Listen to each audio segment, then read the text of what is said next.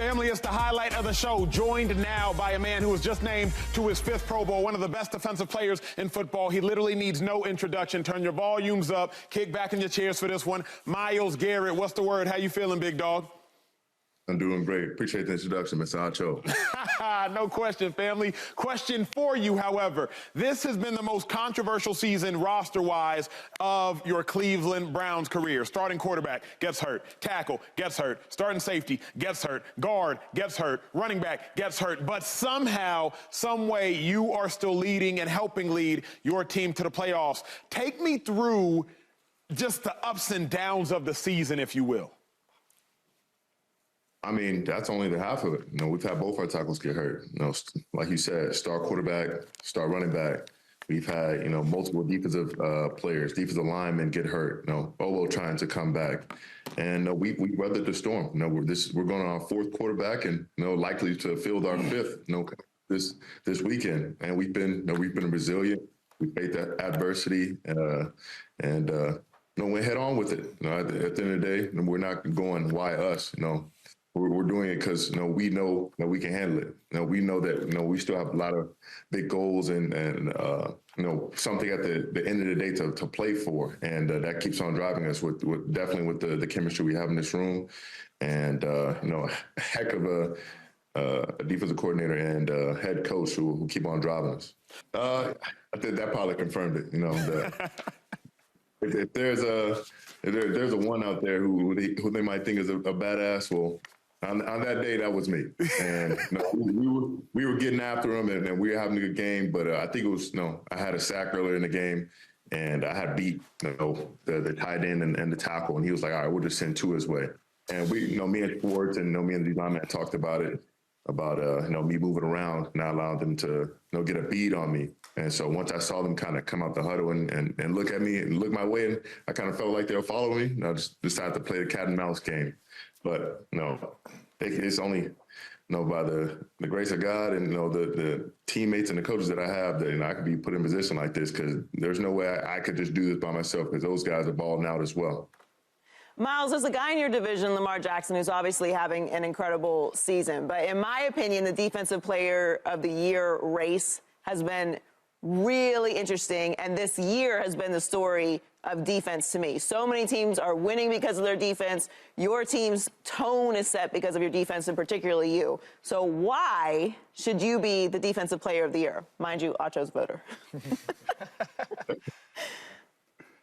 Well, I mean, like you said, it's been a real defensive year. I think there's been a slight drop-off on offensive efficiency and production, and I think defensives have you know, figured something out as far as, you know, applying pressure to quarterbacks, getting them off their spot, and getting them out of their rhythm. And right now, I think there's a better team at doing that than us. Not only like on the stat sheet, but, you know, keeping them pressured, you know, taking them out of their original game plan, making them use up a tight end or 2 tight ends, making them change their entire you know, scheme so they can block myself or, you know, Za'Darius, and you know, sliding the whole line, you know, using a chipper, having the guard come. You know, they're having to do, you know, pretty much everything to stop what we're doing up front right now. And our defense is doing it at the highest level, and there's no one better right now. And, you know, leading us at the moment is me, and I hope to for a long time. And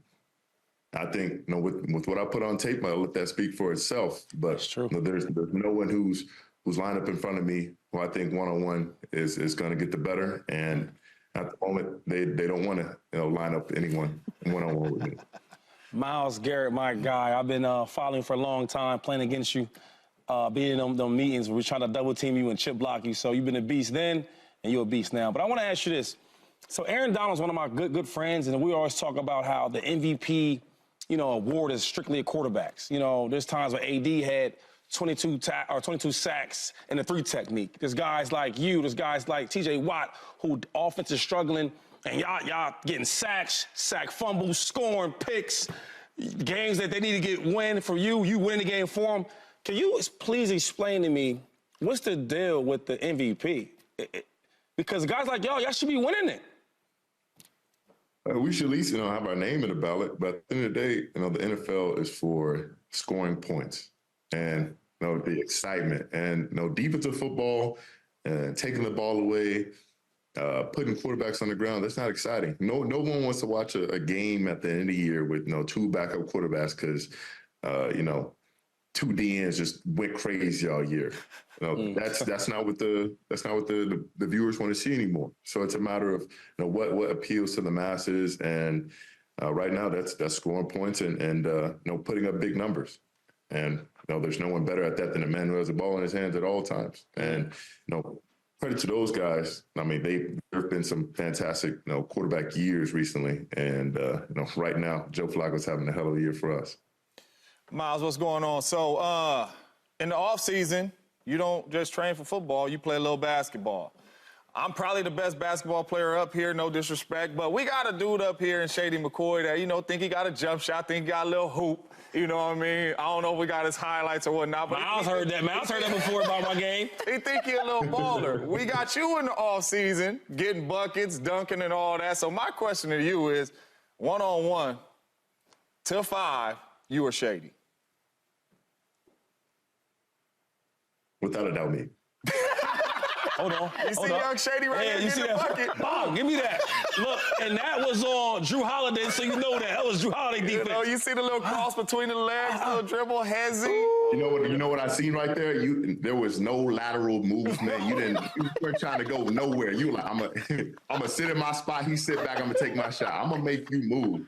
I want to see if you still got them little shimmy shakes you used to have. So if you can move like that, we might have some competition. But if you just stand in the spot shooting, you see I do that right there.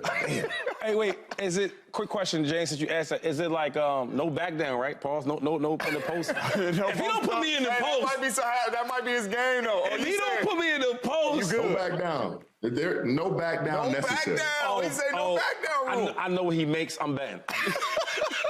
Myles, you're going to have our entire show on the IR. We're going to be coming in here on crutches. I'm going to blame you. No doubt. Talk to us about Kevin Stefanski this year, because there's been some teams that have gone through a lot, and your team is one of them, and he's done a really impressive job. What is he like? What has his tone been this year? How has he kept everything together through, which has been a really trying year for you guys?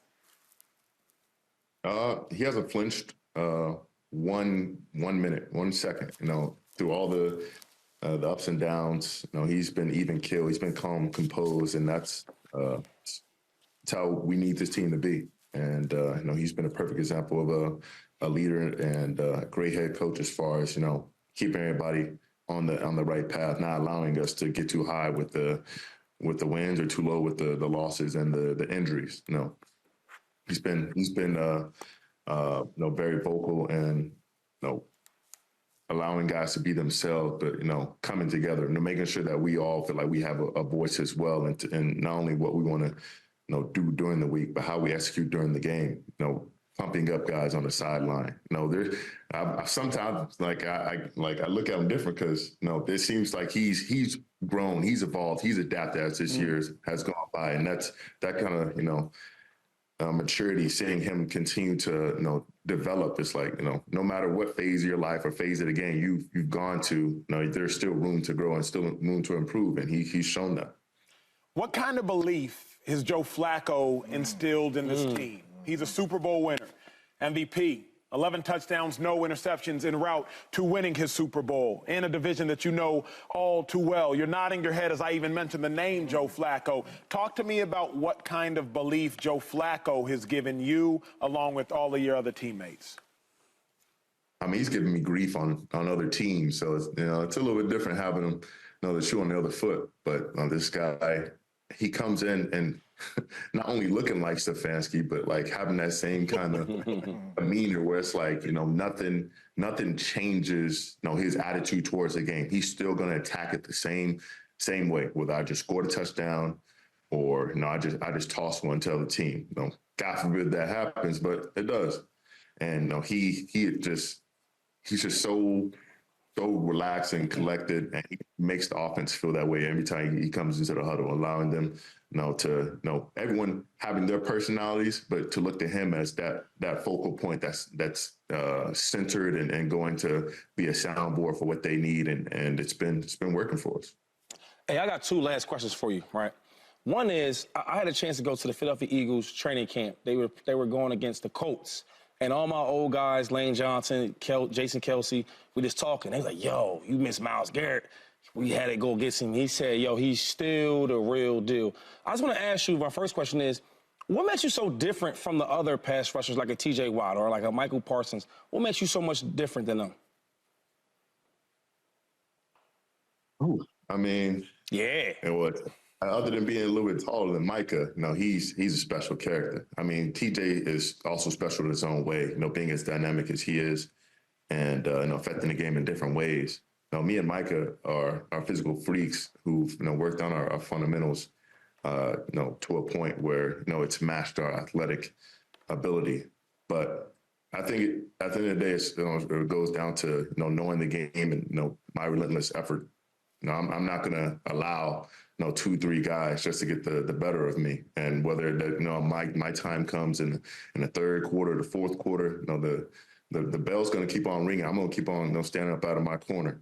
And I don't think there's one way you can beat me. You're not just going to say, oh, we're going to line this guy up here and there. No, I'm going to move to the other side. I'm going to move to the guard.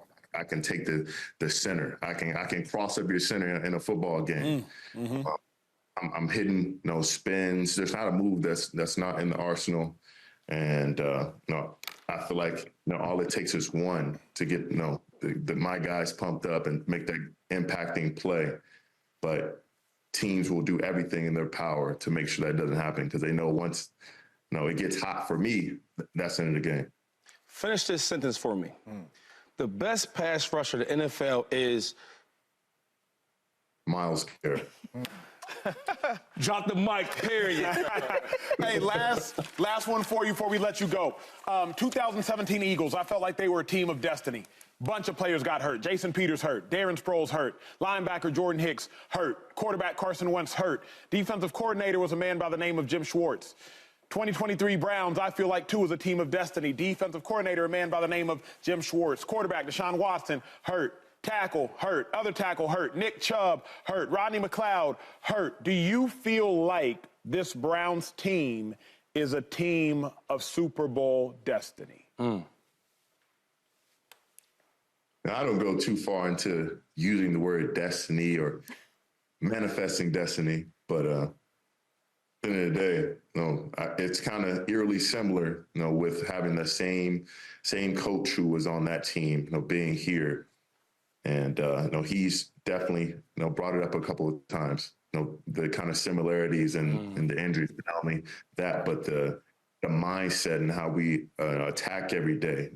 I'm relenting, towards, everything that's faced us. And, he's like, that'll carry you farther than any scheme I draw up or any one of us. That collected mindset that nothing's going to stop us because we've been through everything, we faced down everything. That is what will take us to the Super Bowl. Subscribe here to get the latest from Speak and go watch a few segments from our other shows on FS1.